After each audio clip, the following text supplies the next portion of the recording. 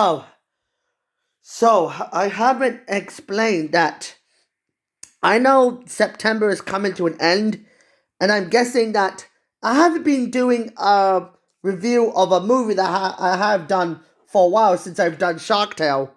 From now on, as a result of this, that this year will be quite interesting because I know this year marks the 60th anniversary of Spider Man, but you know what I've done 8 years ago on July 14th, 2014?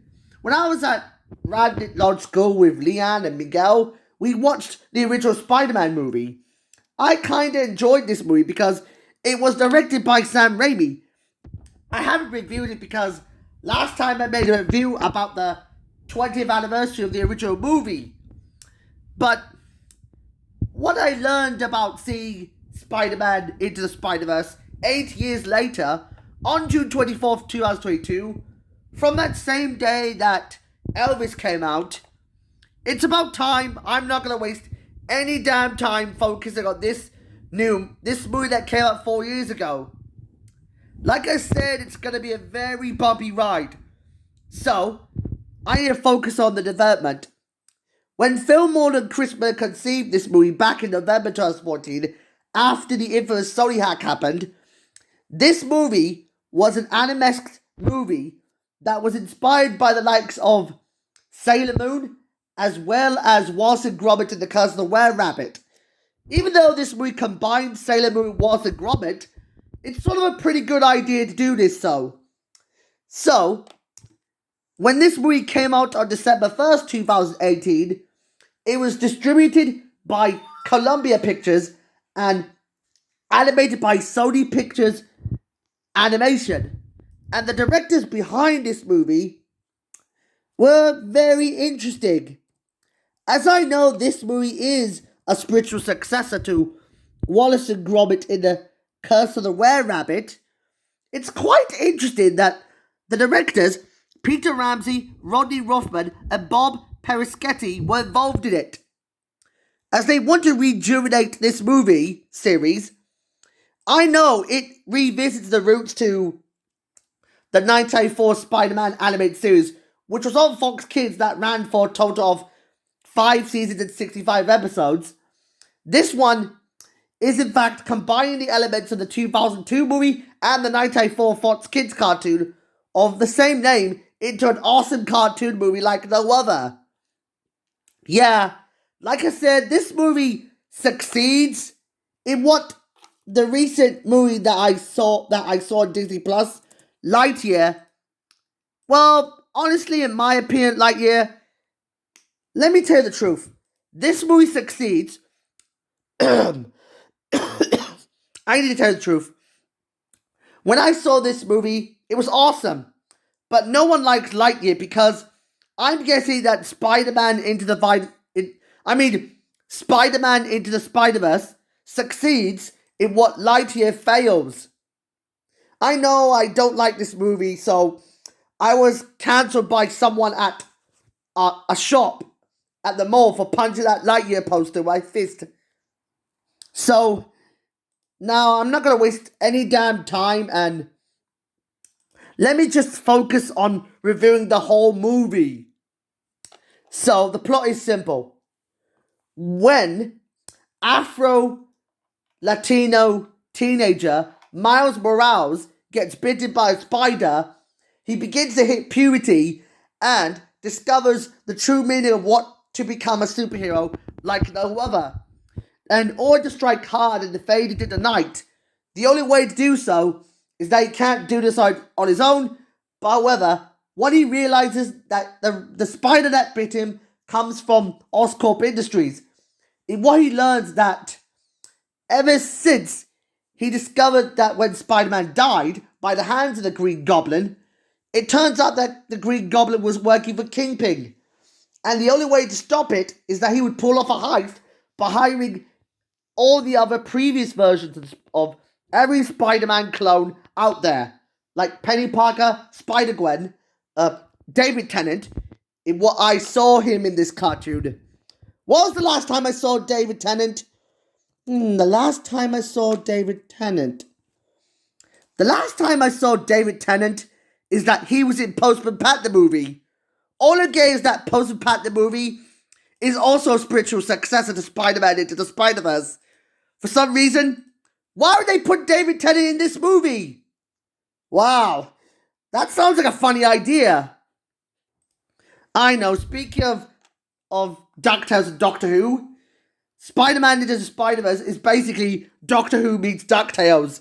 Because the concept is very interesting because is that Miles Morales decides to team up with David Tennant so they can just work together to stop Kingpin and his rogues gallery, which consists of the Green Goblin, Scorpion, the Prowler, and also Olivia Octavius.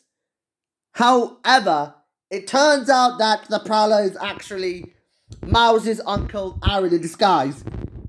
In what they were trying to pull off some sort of idea that they stole this from South Park. For that one episode where Jerome Chef Hatchet McElroy becomes a Darth Vader ripoff. Da da da da da da da da da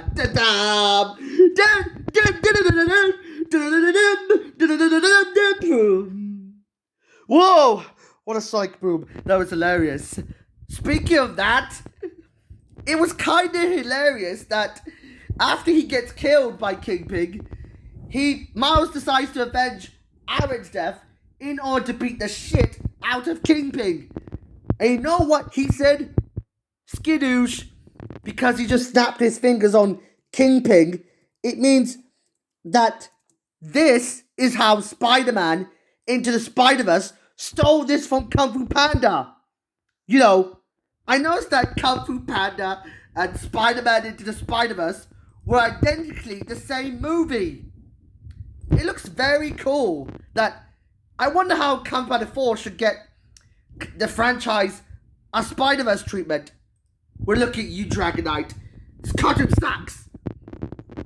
I know, speaking of that, there is an iconic song that changed everything within Marvel called Sunflower, which was by Post Malone.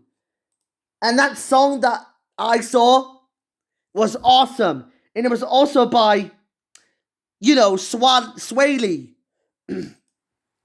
Speaking of Sway Lee, this reminds me of that one song that I remembered listening to called Age of Wonder Beasts by Kipo, which was a song that I saw. I know this predates Kipo by a long shot of what I saw on the soundtrack. I know this whole idea is simple because I know that mixtape soundtrack is very similar to this one that I saw. I know the animation is really cool. It looks kind of squashed and stretched like a Looney Tunes cartoon. But that was on the outside. And on the inside, the only bad qualities I can think of, that it's one of those Disney movies that tackled trauma. That what Coco set up the idea of the character tackling trauma. That was pretty intense. Yeah. For some reason, this was a hilariously awesome movie that I enjoyed. But let me just say, I'd give this movie an 8 out of 10 for being so spectacularly stunning. And it's such a masterpiece that this movie was one of my favorite animated movies growing up with from this year. Since then, I enjoyed this movie so much than Lightyear because I really didn't care for this movie. And after that, what I've learned that the Aesop of this movie is whenever you've been called here for a prophecy, that means you have been told here to go on the quest to learn about your new powers as the plot demands. Whenever you strike hard and fade in the night like an actual superhero. I mean, wait, where was I? Like an actual superhero. Yeah, that's better. And I noticed that movie would later be adapted into Marvel's Spider-Man Miles Morales, which came out on the PS5 in 2020. And there will be an upcoming sequel to Into the Spider-Verse titled Spider-Man Across the Spider-Verse. unfortunately, it could have come out this year. It was supposed to come out on April 8th, 2022, but it got pushed back to July 15th, 2022, then to October 7th, 2022, and finally June 2nd, 2023. Because they had to avoid competition with Sonic the Hedgehog 2, Fantastic Beasts: The Secrets of Dumbledore, Paws and Fury: The Legend of Hank, and finally, Lio Crocodile. Yeah, there is another one called Spider-Man Beyond the Spider-Verse, which will come out on March 29th, 2024. Speaking of that, it will come out around the same time I'm excited to see Kung Fu Panda 4. Can you imagine if Spider-Man met Kung Fu Panda? That would be awesome. I know.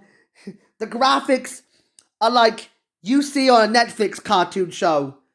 It's kind of awesome. But, I ran out of ideas and I ran out of time.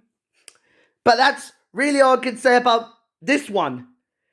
Anyways, I might say cheerio and ta-ta for now. And I'm going to say goodbye to you all now. So, bye-bye.